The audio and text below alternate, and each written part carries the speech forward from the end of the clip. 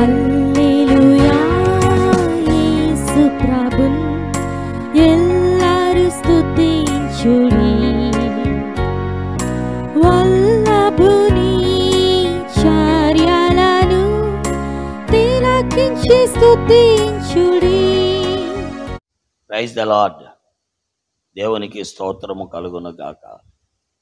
చేరువచ్చిన ప్రియులందరికీ కూడా ప్రభువును, రక్షకుడును, పాప విమోచకుడును, ఆత్మను మేల్కొల్పువాడైన యేసుక్రీస్తు ప్రభు నామములో వందనములు తెలియజేస్తున్నాను. దైవ గ్రంథం బైబిల్ నుండి సామెతల గ్రంథము 2వ అధ్యాయం 6వ వచనాన్ని చదువుతున్నాను. యెహోవాయే జ్ఞానమిచ్చువాడు, తెలివియు వివేచనయు ఆయన నోట నుండి వచ్చును. ప్రియులారా, దేవుని వాక్యములో జ్ఞానమిచ్చేవాడు యెహోవా అని వ్రాయబడి ఉంది. యెహోవా అంటే ఎవరు? ప్రియులారా, యెహోవా అనే మాటకు అర్థమేమి? యెహోవా అనే మాటకు అర్థము ఉన్నవాడు, అనువాడు. నేనున్నాను అని పలికేవాడే దేవుడు. ఆయన మొదటి పేరు ఉన్నవాడు, అనువాడు. ఆ ఉన్నవాడు, అనువాడు అన్నిటికంటే ముందుగా ఉన్నవాడు, సమస్తమునకు మూలమైనటువంటి వాడు. ఈనాడు మానవుడు అనుభవించే సమస్తము కూడా ఆయన నిర్మాణము, ఆయన సృష్టి, ఆయన కలుగు చేసినదని గ్రహించవలెను. ఆ దేవుడు 2025 సంవత్సరాల క్రితం ఈ లోకములోనికి మానవుడిగా వచ్చారు. ఆయనే ప్రభు అయిన యేసుక్రీస్తు వారు. అందుకే దేవుని వాక్యములో ఈ విధంగా రాయబడి ఉంది. ఏమని రాయబడి ఉందంటే, నేను మొదటి వాడను, కడపటి వాడను, జీవించువాడను. ఇదిగో మృతుడనైతిని గాని యుగయుగములకు సజీవుడనై ఉన్నాను అని ఆయన ప్రకటన గ్రంథం 1వ అధ్యాయము 18వ వచనములో సెలవిచ్చారు. ప్రియులారా, ఆ దేవుడు ఈ లోకములోనికి మానవుడిగా వచ్చి సర్వలోక మానవ పాప పరిహారము నిమిత్తం ఆ శిలువలో బలి అయి రక్తము చిందించి చనిపోయి సమాధి చేయబడి 3వ దినాన లేచారు. ఆయన ఈనాటికి సజీవుడే. అందుకే ఆయనను గూర్చి హెబ్రీ 13వ అధ్యాయం 8వ వచనములో యేసుక్రీస్తు నిన్న నేడు నిరంతరము ఒకటే రీతిగా ఉన్నవాడు అని వ్రాయబడి ఉంది. అనగా ఆయన ఈ భూమి మీదకి రాకపోవడం ఆత్మరూపములో ఉన్న దేవుడు ఈ భూమి మీదకి శరీరధారిగా యేసుక్రీస్తు అను పేరున వచ్చారు.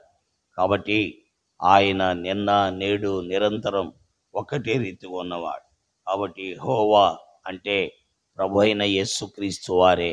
ఆత్మరూపములో ఉన్న దేవుడు యెహోవా, శరీరధారిగా వచ్చిన దేవుడు యేసుక్రీస్తు. ఆయన ప్రారంభము నుండి ఉన్నటువంటి వాడు. కాబట్టి వాక్యములో మనం చూస్తున్నాం, మానవునికి దైవ జ్ఞానాన్ని ప్రసాదించేవాడు ఆయనే. కాబట్టి ఆయన యందు భయభక్తులు కలిగి ఉండుటయే జ్ఞానమునకు మూలము అని దేవుని వాక్యములో రాయబడి ఉంది. పరిశుద్ధ దేవుని గూర్చిన తెలివి వివేచనకు ఆధారమని సామెతలు 9వ అధ్యాయం 10వ వచనంలో చూస్తున్నాం. కాబట్టి ఆయనే జ్ఞానం ఇచ్చేవాడు.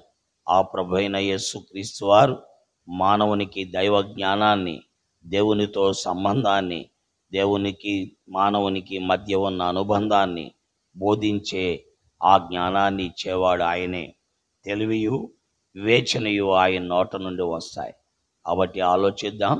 ఇది మతాన్ని గురించి ప్రచారం చేసే కార్యక్రమం కాదు. దైవ జ్ఞానము కావాలి అంటే, దేవుని గుర్చిన వివేచన, తెలివి కావాలి అంటే ఖచ్చితంగా ప్రభు అయిన యేసుక్రీస్తు వారి దగ్గరికి రావాలి. ఇది దేవుని వాక్యము, బైబిల్ గ్రంథం సెలవిచ్చే సత్యం. కాబట్టి గ్రహిద్దాం, గుర్తిద్దాం. ప్రభు మనకి అట్టి వివేచన, అట్టి తెలివి, అట్టి జ్ఞానమును ఇచ్చి మనల్నందరినీ, వాక్యం వినేవారిని ఆశీర్వదించునుగాక. ఆమేన్. ప్రార్థిస్తాం. ప్రేమ కలిగిన మా తండ్రి, పరిశుద్ధుడు అయిన నమ్మకమైన మా దేవా, నీ ఘనమైన ఉన్నతమైన నామం కొరకై నీకు వందనాలు. ఈ ఉదయకాలములో నీ సత్యం ప్రభువా, మరి సామెతలో 1వ అధ్యాయం 6వ వచనం ద్వారా బోధించబడింది. నీవు నిన్న నేడు నిరంతరం ఒక్క రీతిగా ఉన్న దేవుడు.